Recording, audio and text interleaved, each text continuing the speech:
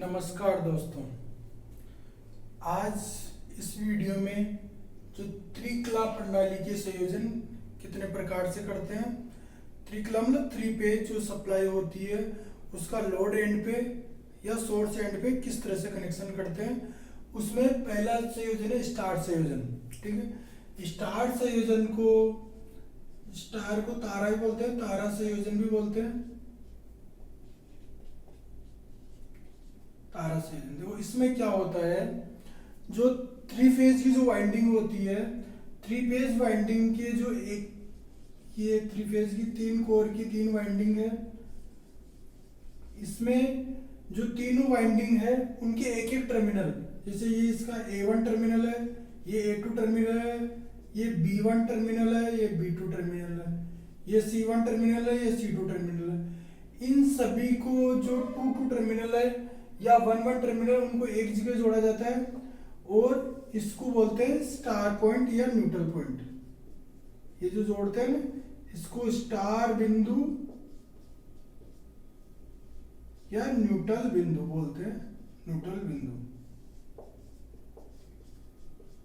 और ये यहाँ पे आपकी सप्लाई होती है RYB, ये सप्लाई, ये इस तरह से भी होता है डायग्राम। ये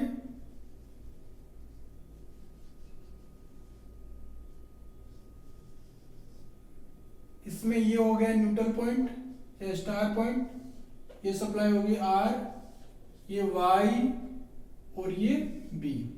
ठीक है, देखिए अब इसमें जो टर्म्स आएगी उसमें पहले अपन बात करते हैं फेज वोल्टेज क्या होगी और लाइन वोल्टेज क्या होगी। फेज वोल्टेज उसको बोलेंगे जो एक फेज और एक न्यूट्रल के मध्य नापी जाएगी, उसको फेज वोल्टेज बोलेंगे। यानी कि यहाँ पे जो फेज वोल्टेज बोलेंगे RPH, यानी R और न्यूट्रल के मध्य नापेंगे तो ये RPH, ऐसे YPH और BPH, ये तीन रूप में फेज वोल्टेज, यानी फेज वोल्टेज उसको बोलेंगे एक फेज और एक न्यूट्रल के मध्य नापी गई वोल्टेज, एक फेज एवं न्यूट्रल के मध्य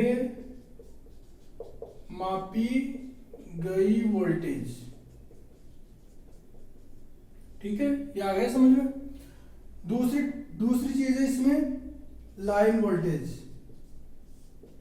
लाइन वोल्टेज। ठीक है, लाइन वोल्टेज होगी दो फेजों के मध्य नापी हुई वोल्टेज। कोई से दो फेज ले लेंगे, R और Y ले लिया या Y और B ले लिया, कोई भी दो फेजों के मध्य नापी हुई वोल्टेज वो फेज वोल्टेज कहलाएगी। दो फेजों के मध्य मापी गई वोल्टेज। ठीक है, अब देखो इसका जो क्रम रहता है वो क्या रहता है, याद रखने का तरीका देखो। जो फेज क्रम होता है, फेज क्रम क्या होता है, दो प्रकार का फेज क्रम होता है। एक तो RYB, एक होता है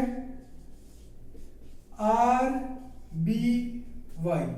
ध्यान रखना, मोस्ट इंपॉर्टेंट चीज है, इसको बोलते हैं धनात्मक फेज क्रम, धनात्मक फेज क्रम। भारत में ये प्रचलित है, स्टैंडर्ड रूप से ये प्रचलित है, भारत में ये वाला प्रचलित है ये। ठीक है, इसके अलावा इसको बोलते हैं ऋणात्मक फेज क्रम, ऋणात्मक फेज क्रम। ठीक है, तो देखो लाइन वोल्टेज क्या क्या रहेगी, तो इसके लिए आप ऐसे लिख लो, जैसे R, Y और B, ये वाला फेज क्रम लिख लिया। इसका उल्टा लिखो, ये वाला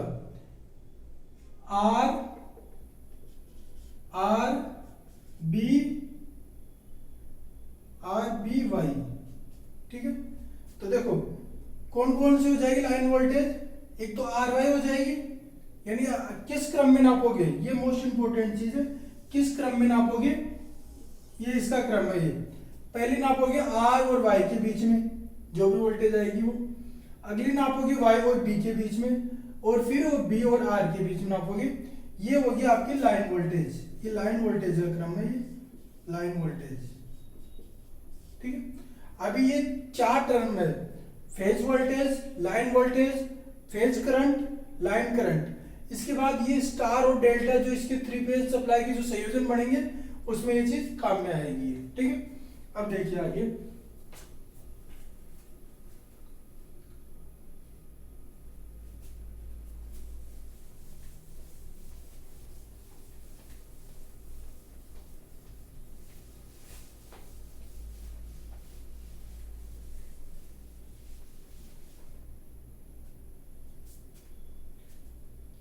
तीसरी चीज है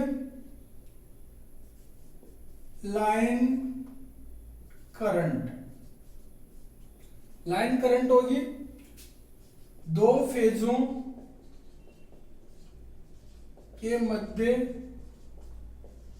मापी गई करंट, ये लाइन करंट होगी, ठीक। ऐसे ही होगी फेज करंट, एक फेज एवं न्यूट्रल के मध्य मापी गई करंट, ठीक।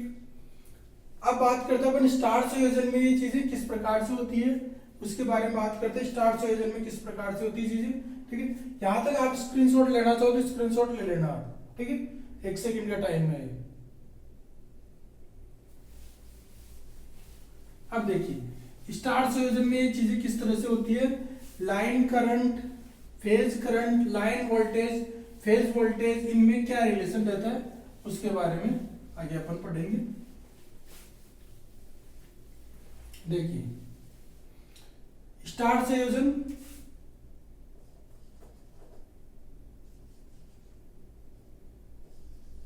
ये स्टार संयोजन बना दिया मैंने, ठीक है। ये न्यूट्रल पॉइंट है, ये आर, वाई और बी।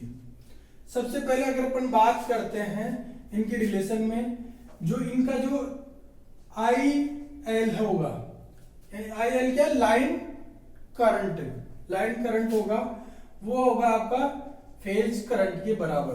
पहले ऐसा क्यों होगा, देखो यहां पे अगर अपन बात, इसका जो कारण है उसका कारण है उनका श्रेणी क्रम संयोजन। जो 2 फेजों की जो वाइंडिंग है वो किस रूप में जुड़ी हुई है, श्रेणी क्रम में जुड़ी हुई है। और श्रेणी क्रम की जो विशेषता होती है, कोई भी रेजिस्टेंस अगर श्रेणी क्रम में जुड़ेगा तो उनमें बहने वाली जो करंट है वो बराबर रहेगी। देखिए अपन आर और वाई, मैंने लाइन करंट के लिए बताया, ये लाइन करंट के लिए क्या होता है, 2 फेजों में बहने वाली करंट। ये इन 2 फेजों में जो करंट बहेगी, तो देखो इन 2 फेजों में जो करंट बह रही है वो ये और ये आपस में श्रेणी क्रम में जुड़ रहा है। इस कारण से जो एक फेज में जो बहने वाली करंट और इन दोनों बहने वाली करंट आपकी बराबर होगी। पहली टर्म है ये।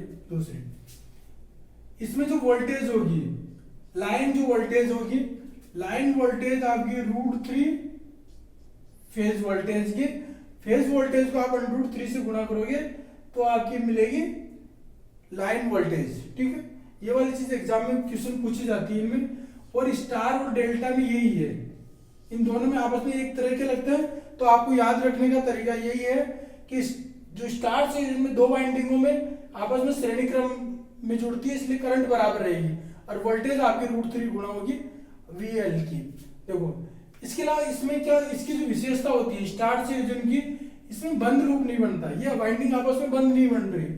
इसमें क्या होता है, बंद लूप नहीं बनता, ठीक है, ये विशेषता है। इसके अलावा इसमें और क्या होती है, इसमें आप पावर यानी 3 फेज के लिए पावर और लाइट, लाइट एंड फैन दोनों प्रकार की सप्लाई ले सकते हैं। पावर, लाइट और फैन, यानी 3 फेज की सप्लाई के साथ आप सिंगल फेज की सप्लाई भी अपन इसमें ले सकते हैं। इस प्रणाली को 3 फेज 4 तार प्रणाली भी कहते हैं, ठीक है। स्टार में जो जुड़ी हुई होती है ना प्रणाली, उसको, ठीक। अब बात करते हैं इसमें पावर की। इसमें पावर क्या होगी, पावर कंजप्शन क्या होगा, तो देखो इसी से Vp बराबर क्या होगा, ये √3 इधर भाग में आ जाएगा और ये वाली वीपी की वैल्यू आ जाएगी। ठीक है, तो देखो पावर जो होता है, देखो पावर वाला फॉर्मूला अगर डीसी में है तो डीसी में पावर क्या होता है, P बराबर VI। ठीक है, अगर सिंगल फेज एसी है तो उसमें पावर क्या हो जाएगा, सिंगल फेज एसी तो उसमें पावर क्या हो जाएगा, VI cos थीटा। ठीक है, ऐसे थ्री फेज में अगर संतुलित लोड है और थ्री फेज है तो उसमें पावर क्या हो जाएगी, √3 फिर √3 VP IP cos थीटा।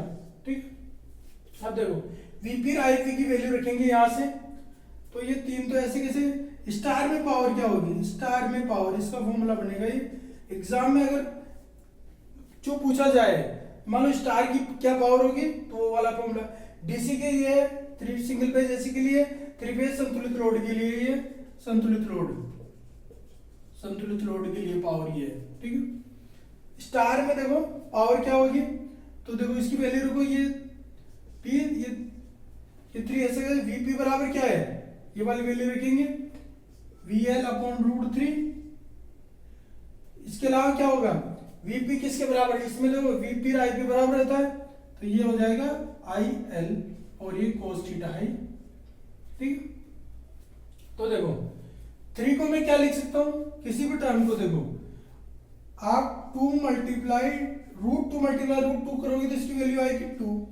ऐसे में 3 को क्या लिख सकता हूं, 3 को क्या लिख सकता हूं, √3 मल्टीप्लाई √3 लिख सकता हूं, तो ये वाली चीज मैं यहां करूंगा, तो जो P बराबर √3 मल्टीप्लाई √3, इस 3 को लिख दिया मैंने ये चीज, और ये हो गया VL IL cos थीटा और अपॉन में ये √3, तो √3 से √3 कट जाए तो पावर क्या आ गई है, √3 VL IL cos थीटा। ठीक है, ये मोस्ट इंपोर्टेंट चीज है स्टार के लिए। डेल्टा में भी सेम मिलेगी, अगले वीडियो में डेल्टा में जो पावर है वो कैसे निकलेगी वो बताऊंगा।